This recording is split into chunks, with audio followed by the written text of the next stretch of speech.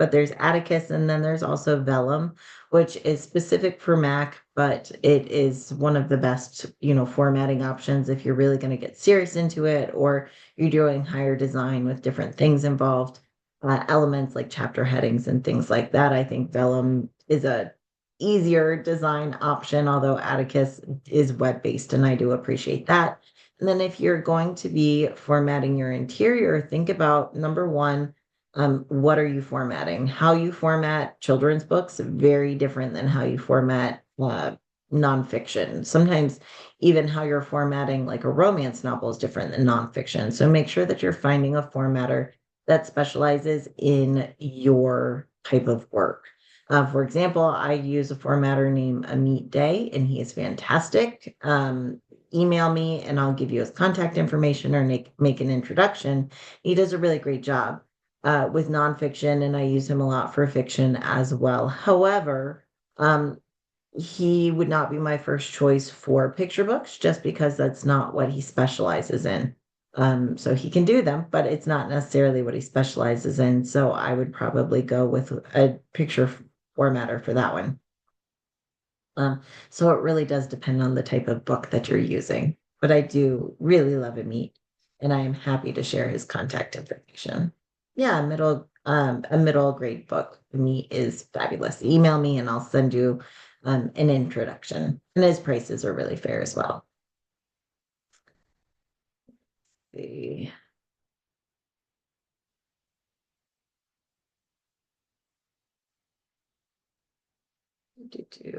Best Amazon ads resource for a new user, one of my publishing clients.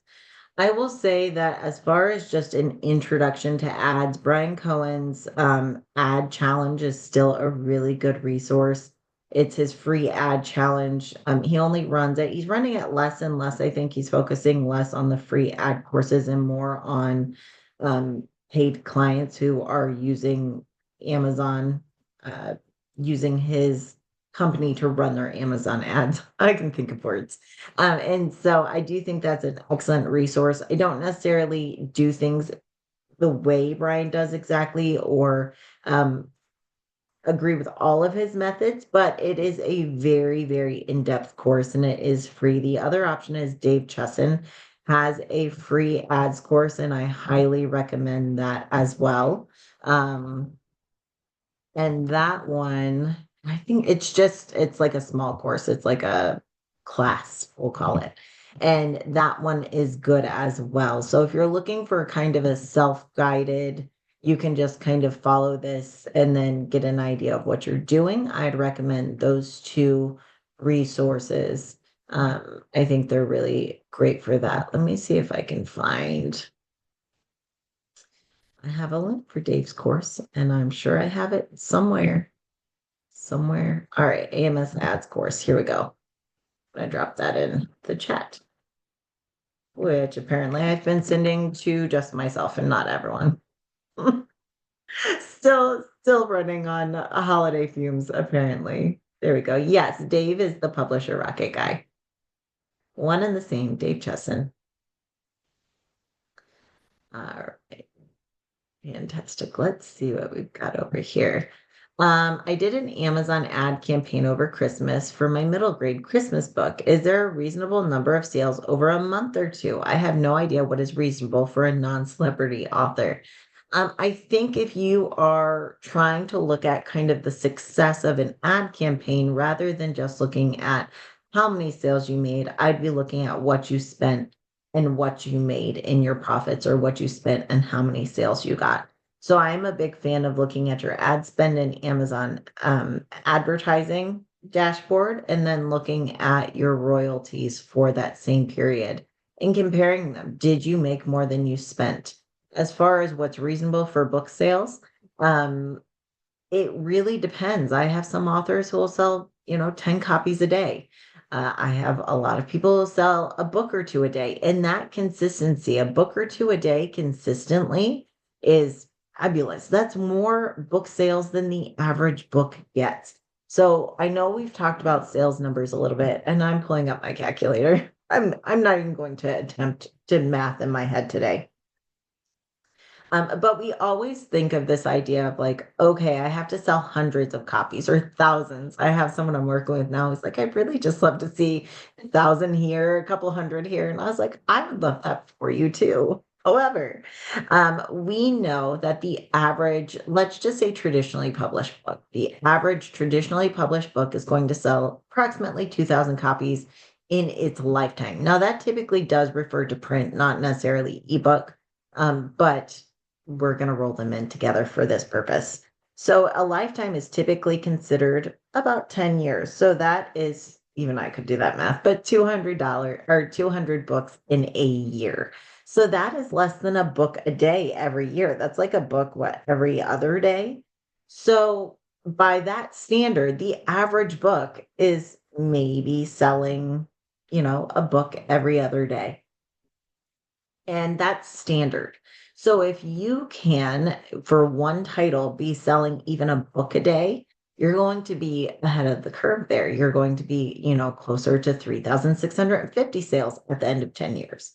If you can get that up to, let's say, 2 books a day with some sharp spikes because you're doing book promos or different things, you're going to be doing twice as well.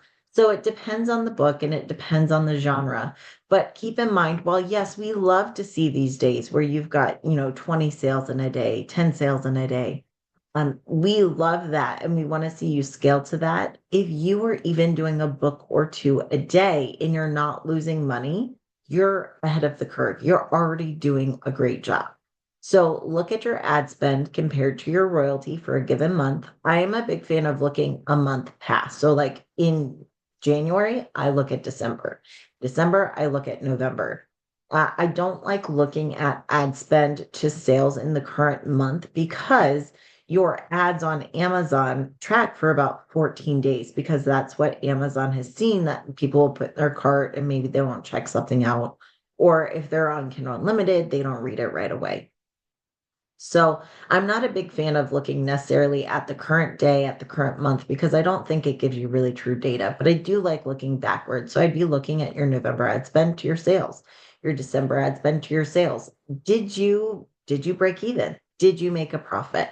Then look at the number of book sales and see how you can scale that and how you can grow that. But there's no magic number. I think it does vary so widely. I was even talking to an agent the other day just about the difference of what's expected from a large publisher, like a big publisher. How many copies of a memoir is considered like, wow, you're doing great compared to a romance or a fantasy or a thriller. And so those things do vary very widely. Repetitive.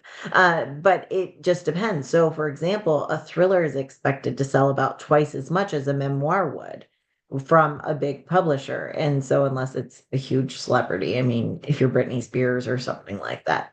And so, I think that those numbers are helpful to know that depending on what you're selling, your numbers, your expectations are going to be a little bit different, or they should be different. And also, sometimes it's best to be in competition with ourselves. How did you do? Um, are you profitable? Did you do as well as last year or better than last year? Are you keeping up? Are you sustainable? Are the things that really matter long term.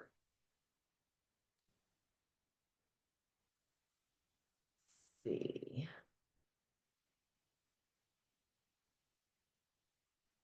Can I use one illustrator or two for 5 children's books? Also, how much approximately will this cost me for 5? You can use as many illustrators as you want, depending on your contract with them. So if you're traditionally published, you would typically write the book, and the publisher would then find an illustrator for a children's book. If you're self-publishing children's books, you can use as many illustrators as you want. Usually it would be one per books. Sometimes you'd use those for multiple books, sometimes not. Keep in mind that if you are doing children's books in a series, you want those illustrations to stay very consistent over time. You don't want them to change a lot, but you also have to consider what your agreement is. Is the illustrator getting a certain percentage in credit? Are they outright selling you the illustration so that it becomes your copyright material? These things really do matter. Are they licensing it to you? And as far as costs, same things go into effect. If you are paying them a royalty, then it's going to cost less up front. If you are outright paying for it, you can get some art on Fiverr and places like that where you can get a children's book made for, I don't know, $500. But if you are having someone actually sketch out and illustrate a book, it can cost $5,000 or more. So it depends on what kind of art you're getting, how long it is, how detailed these sketches are and different things like that. And then Bob saying he's acting as an agent for a children's book illustrator, and the ballpark is about 400 to eight, yep, 400 per to 800 per illustration for an experienced artist, which is that's right there with it. Like if you're really going for an experienced artist, if you think about a children's book typically is 32 pages, and then you're paying, 400 to $800 per illustration, it does certainly add up. So it depends on what you are looking for, where you're sourcing your art, and different things like that will all go into it. So there's no easy answer because it's such a range depending on what your books are and what your goals and how you're sourcing that. Let's see. I spent a whole lot to sell 65's books, but got a lot of exposure, which is what I was after. It was painful. I mean, that's some of the things to consider. But again, look at your spend to your royalty and make sure you're not looking at the royalty that was deposited into your account because royalty from KDP comes 60 days in arrears. So you want to actually look up what your royalty, estimated royalty for the month of November was when you spent in November. And then, yeah, there are kind of those side benefits of ads is the exposure. There's the side benefit of did you get more reviews that set you up for better sales next year? Did you, different things? Are you writing another book? Do you have a backlist? Is it leading into it? Were you able to get people to sign up for your newsletter list because you have a QR code in the back of your book for coloring pages? Sometimes it's not just look at this number and look at this number. Sometimes you have to look at the big picture. For example, I have several authors I work with who have backlists. And so if you look at just their Amazon ads, it's like, wow, that didn't equal out. But when we see that, okay, we got them onto this series, and then the read through on the series was this, so they profited this. It's a completely different equation. So we have to look at big picture. Would I love every Amazon ad to just equal out and make profit? Yes. But the reality is that marketing often doesn't do that. Usually you are paying to acquire a customer. It's what you do with that customer and what journey you take them through and what you stand to profit throughout the lifetime that really matters in the long term. So those are some of the things to consider. Although depending on how long you were running ads, if you did 65 book sales, then that's, about a book a day. And again, that's a great place to be at.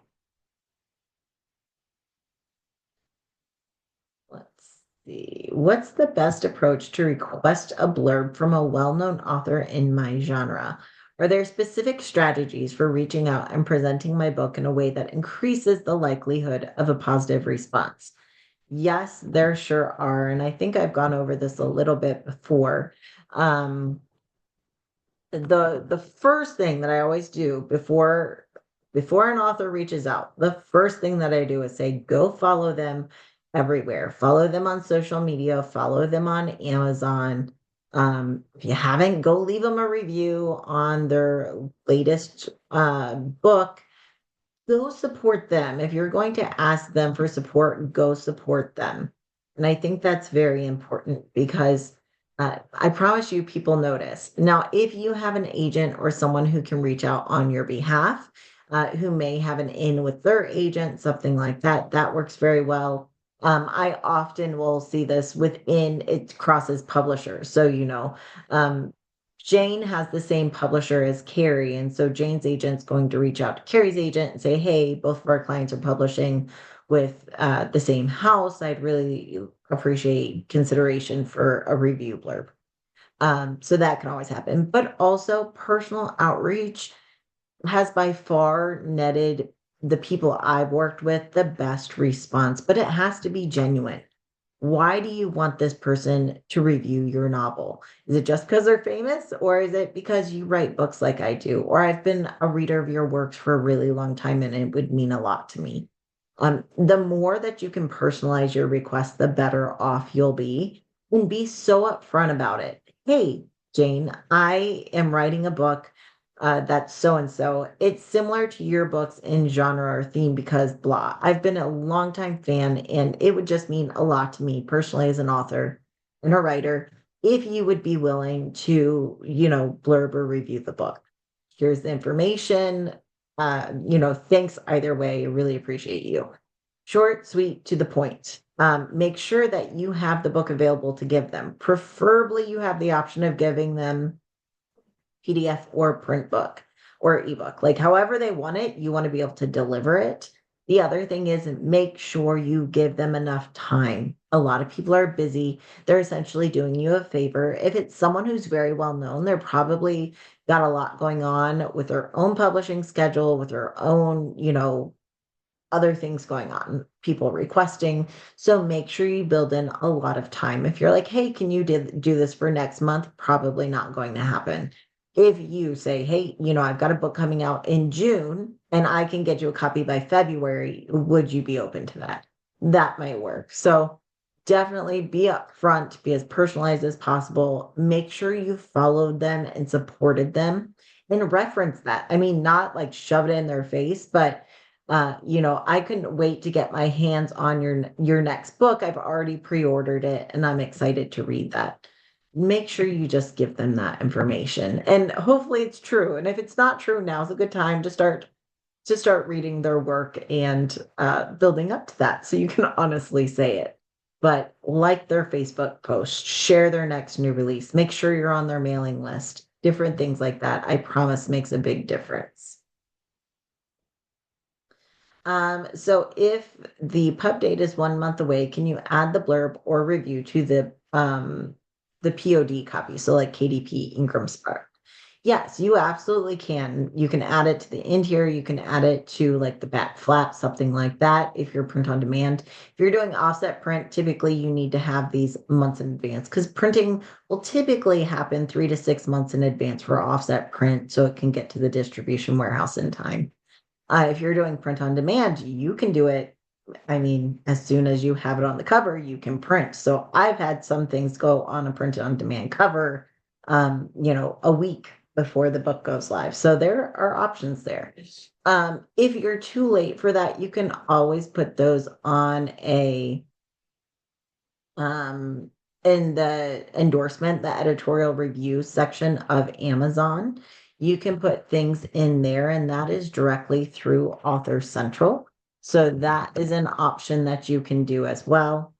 It's gonna see someone actually had a request in asking about how to do that. So I was going to show you all. And there's an internal server error on Author Central. So maybe I'm not going to show you all today, and that will just have to wait for next time. Let's see. Maybe if I sign out and sign back in. But yeah, if it's too late, like it's not going on the cover, you got this fantastic blurb, but it wasn't in time for your book cover. What can you do with it? Social media graphics are fantastic for this. Talking about it. You can even run ads with it sometimes, but you can market to that person's audience with that blurb. You can market to your own audience with social credibility through that blurb. So that's an option. You can also put it in your editorial reviews on Ingram Spark. There's a section when you upload a book. And you can also do that on where else can you do that? Oh, on Amazon. So let me share my screen. Here we go.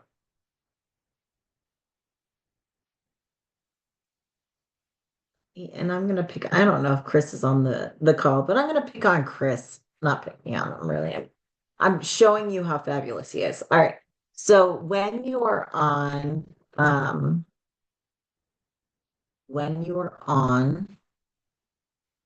page, for example, oops, to the break. Let me pull up his books. I'm pretty sure we have editorial reviews on here.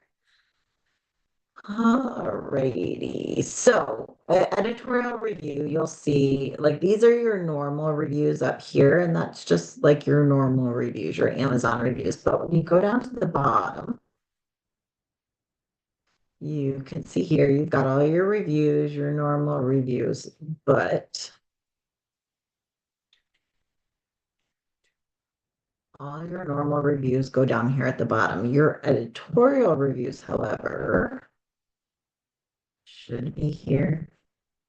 Did I go too far? Do I not have you? Let's look here. Hang on. I love when my examples don't work out. There we go. So we have our A plus content. This is from the publisher. A plus content can go right here. I'm a big fan of A plus content. I was one of the first people to actually like endorse A plus content because I'd been able to use it for a long time through some of the accounts that I had. It was newer to KDP, and some people were like, no, A plus content get you less sales. But now most of those people have kind of switched over and said A plus content is the best. I do have a YouTube tutorial on how to um, set up your A plus content. So you can find that on the New Shelves YouTube channel. And then editorial reviews are right here. So this is just a review from editorial source, from a blurb from another author. This is a blog tour review, different things like that. Something that's not being put as your Amazon review can go into your editorial reviews section. And you access this no matter if you are a indie author, a big five author, if you are a small press author, does not matter. You can access editorial review section through your Author Central account. And so it does have a different section than your other reviews. As you can see, those other reviews are down here. So the way you access that though is you go to Author Central and you go over to your books tab. Under your books, you find whatever book you want it to be. Let's do the new one, The Road to Revolution. You click on it and then you edit book details. Now, no, this is US only. You edit book details and it's got all the information here. You can add a review, and this would be your editorial review. So if you get a really great blurb, if you have feedback from you entered a award competition and you have feedback that you want to quote and you're allowed to quote, you can add it in here. If you have a review from Kirkus or I don't know, a blog tour and they didn't put their review on Amazon, you can just add a review. Really easy. Great review goes here. And then you can make it bold and do all the things. Now, obviously, I'm not going to do that. Then you hit the preview and then you do it. So you can add that in and add your editorial review there. And then you can also add like a from the author section. I don't do this all the time, but especially if it's nonfiction, you can add a from the author section saying why you wrote the book, who it's for, if it's, if there's something like that. So there's access there. And I see some things popping up, so I want to make sure I get it. If you do get an amazing blurb or a commitment to write a foreword, but only after you've already published, what are your thoughts about putting out a new edition so you can include that blurb or promote it with that foreword? I would not do a new edition just for a blurb, to be honest. I would put that in your editorial review section here on Amazon, on your Spark, put it on your website, put it on social media. If the foreword is from a well-known name and it's been a while since your book has come out. So your book didn't come out a week ago. Your book came out last year and you now have a foreword or something like that. I would consider a new edition. I think that's just one of the smart things. So in that case, yes, but it really depends on the circumstances. But here's where we add an editorial review. It's very easy. It is US only. You do have to put it on the Kindle and the paperback separately. So each format, you have to put it in there. And then it'll take about a day, maybe 3 days to show up on Amazon. Let's see if your book was published a year or more earlier. Is it helpful to add a new editorial review? Does it help to post it to the editorial reviews? versus asking the person to post it as a reader review. So they do act differently. A reader review is like your actual stars in a review. The difference is that a editorial review is usually from a noteworthy name, someone who is another author in your genre. It might be someone who has credibility. Let's say you have a book on healing your inner child, and you have a quote from someone who specializes in that, then that would go in your editorial review. If you have it from a publication, a blog, something like that, that would go in your editorial review.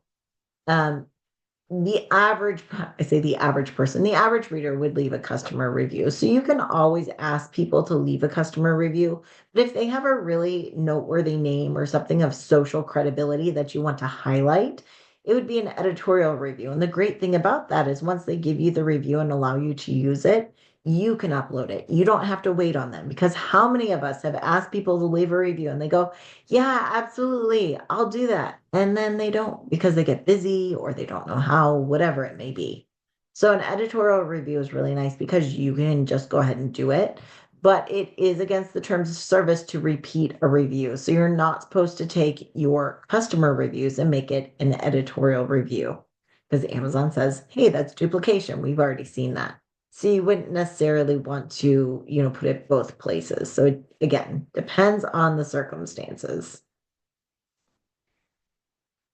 Let's see. Let's see. My author is in Ukraine in the military and unable to use Amazon Author Central. Can I do it for him? Um, the Author Central account is meant to be created by the author or their authorized users. I will leave it at that. The author or their authorized users, but it does have to be done from their personal account, from their account. Um, Publishers cannot access that. It has to be through the author's account, is how you claim it. Let's see. What was the trad publisher's answer to how many copies of memoir needed to sell to be considered doing okay? To be considered doing okay, it was 4,000 copies. So for a memoir to be doing, yeah, pretty good, 4,000 copies within the first 2 years, I believe is what it was, is like, hey, that's doing all right. That has some legs. Now, of course, more is better, but 4,000 copies is considered to be doing pretty well. And then, of course, then we've got those few memoirs that have like a million copies because they're celebrities and famous. But memoirs can be really hard to sell. I think memoirs can be hard to sell because everyone has a story, and everyone's story is important, and everyone's story, I'm trying to word it well. Everyone has a story and they're all important, but what makes your story stand out? What makes people want to read your story? What problem are you highlighting? What topic are you highlighting? And is that topic trending? Sometimes you're highlighting an amazing topic, but if it's not trending, that's hard. And even if you may have a memoir about your cancer journey, again, important. Your cancer journey, and you're highlighting an important topic, cancer. But there are a lot of people who've had a cancer journey. What makes yours different? Was it a rare form of cancer? Did you have breakthrough success? Did you have other things happening? And I think that's one of the things that is hard for memoirs. Sometimes memoirs written because you have an important story and you need to tell your story. But sometimes memoir is written for the reader. And the ones that are written for the reader are typically the ones that sell, because then you are taking your story and you are creating it with other people in mind. And it's very different. The writing process can often be different, and marketing will be different because you're almost marketing it more like fiction. And that is one of the things that we really have to think about. Um, and yeah, we do also have to realize that we hear about these crazy successes. We hear about the huge numbers, but those are so rare. I know we went over the numbers of how many books sold over 1 million copies in 2023, and there were only eight of them. Eight. out of all the books published. There were like 4 million books published. Now, two, I believe, were memoirs. Was it two or three? There were definitely memoirs on the list. I think it was two. But those memoirs were from really, really well-known celebrities. And so that plays a difference. So it's a sliding scale on success and what it means to you personally, as well as what it might mean to the industry. Um, and like I said, I think memoir is definitely one of those things. It can be hard to sell because just because we can relate to it doesn't mean we think that it's something we want to relive, or honestly, not to be hurtful, but that we think is interesting. Um, I have lost a parent very young. I lost my mom when I was 20. And that is an important story to me. It may even be interesting to some people, but I'm not interested necessarily in just reading another memoir from someone who lost a parent young. Now, if there are other factors involved, if there were other things, if it was like how this person took that and became a world renowned scientist and is now like curing cancer, that I want to read. So I think we have to also think about the spectrum of just because someone's lived it or can identify with it doesn't mean they want to read it. And so writing with a story, with an arc in mind, with your reader in mind is just so very different. And that's really hard for memoir when, again, you typically, very often people write for themselves. So just one of the things to consider. It's been a couple of years. Let's see. All right, let's see. Oh, I answered that one. Right. Um, Maybe you can bring clarification about books going out of print. I got an awakening when evaluating publishers over the week.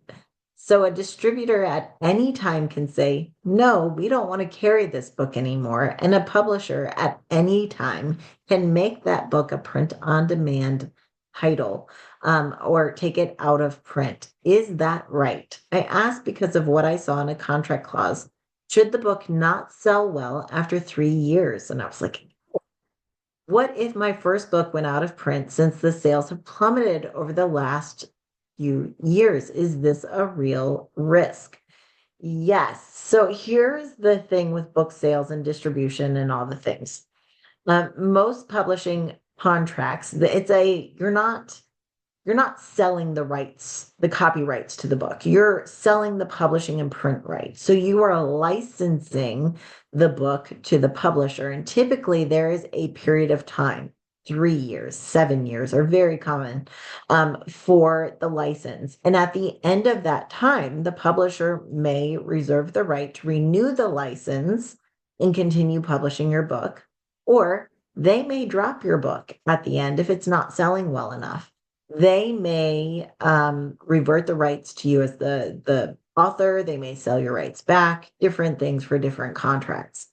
So it does absolutely mean that there is sometimes a lifespan on books. And sometimes what happens is a book does go out of print if it's not selling enough, meaning the publisher printed 2,000 copies and they still have 1,000 copies after 3 years, they're going to take it out of print. Sometimes they'll keep it at the distributor and still continue to sell to try to get off, to sell the rest of those books. Sometimes it's more expensive to house and warehouse those books and pay the fees to the distributor than the publisher ever has a chance of making back on those books. So in those cases, sometimes they sell them back to the author at a discounted price, but the author still has to buy them, or sometimes they trash them. It really does depend, but it does happen all the time. This is not unusual. Now, some books, if it's a book or an author that they're not sure how well the book might do, they might start with a smaller print run. And if the book continues to sell, but not sell really well, they may not want to do another print run. They may take that book, and after the initial print run, they want to keep selling it. They're making enough money on it that they move it to print on demand. The publisher does, and they keep selling it print on demand, but it's no longer offset and through the larger distributors. Sometimes that does happen. Um, Sometimes it sells out. Wow, that was a huge print run in the first 6 months. We're going to do that again and do another print run that's the same or larger based on what sales numbers are. So they are doing a lot of analytics in the background as a publisher, as the marketing team to kind of try to figure out um, profit analysis and is it a good bet? I've said before that publishing is a little bit like publishing and marketing both. They're a little bit like gambling. You're taking a risk every time you publish a book, every time you adjust a bid on an ad.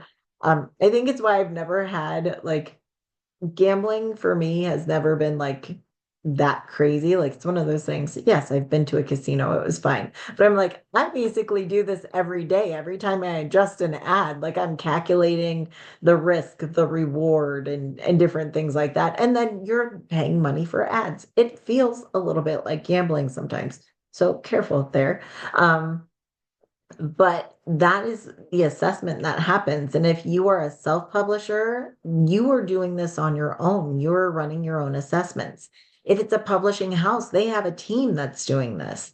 And sometimes they will pull a book if it's not profitable enough. It is a business.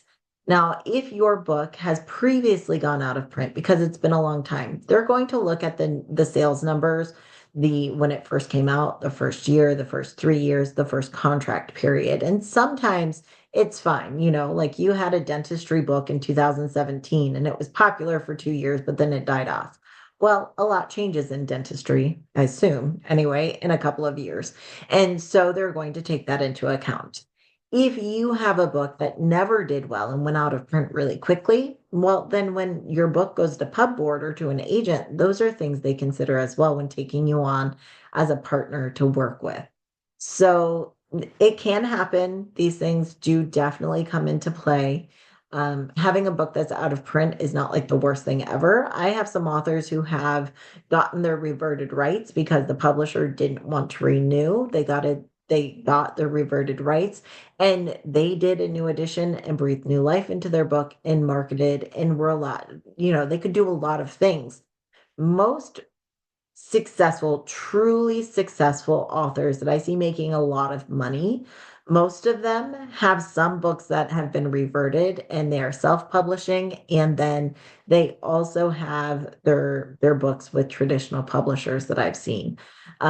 It's kind of split, which means they have control in different ways. They have taken their portfolio and they've invested in different places, and they're really killing at it.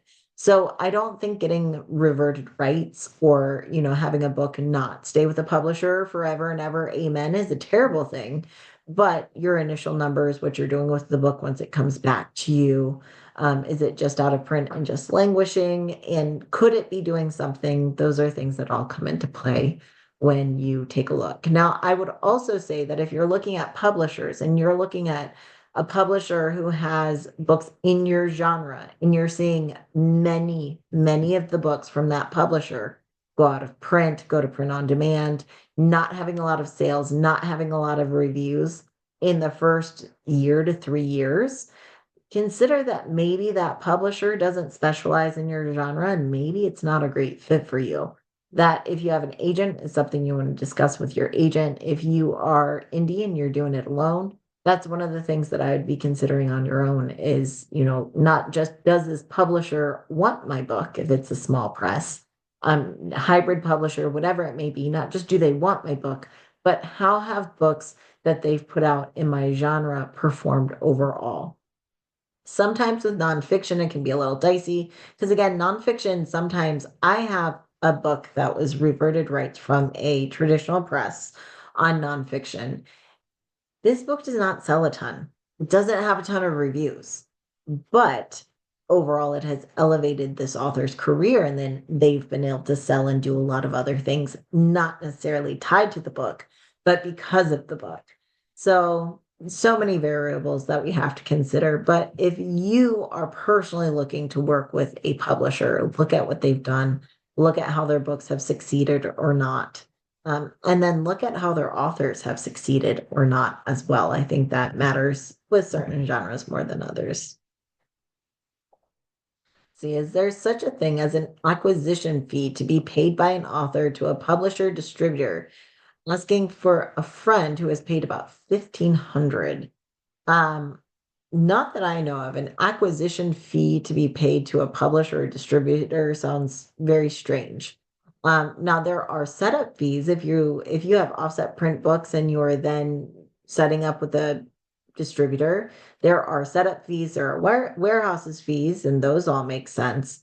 An acquisition fee for you to pay for someone to acquire your book sounds very, very strange. Without knowing the details, I couldn't really say. Sometimes, again, there are admin fees. Maybe they are putting in for a marketing fund. I don't know. But I would definitely be digging into that amount. Typically, you're not paying in traditional publishers, you are not paying a literary agent. They're getting a cut of what you earn. You are not paying a publisher, they are paying you. Publisher takes care of the distributor there. If you are um, if you are self-publishing and you're working through different places, paying a distributor can make sense. If you are working with a hybrid publisher, that means that the author helps pay for the work typically. Now, you should know what that money goes to, though. Is it going towards printing? Is it going towards marketing? What is that investment going to? And I think that's the biggest thing is having clarity of what things are going to, how it's being spent. A acquisition fee sounds very shady to me, but again, without knowing the details of it, it's very hard to say, but I would certainly dig deeper into that if it were me. All right. Well, it's right at 11 o'clock, and we just finished all of our questions, I think. So I think we'll end it for today. Happy 2025. We will be back next week, same time, same place, answering your questions. You can always email those into info at newshelves.com. We will save those up. We are technically still on winter break until Monday. So if you get an auto reply, that's why. But we will be back next week. Next Friday, we'll be here. And thank you all for being here. Looking forward to big goals and big things in the coming year. And we'll talk to you next week. Bye, everybody.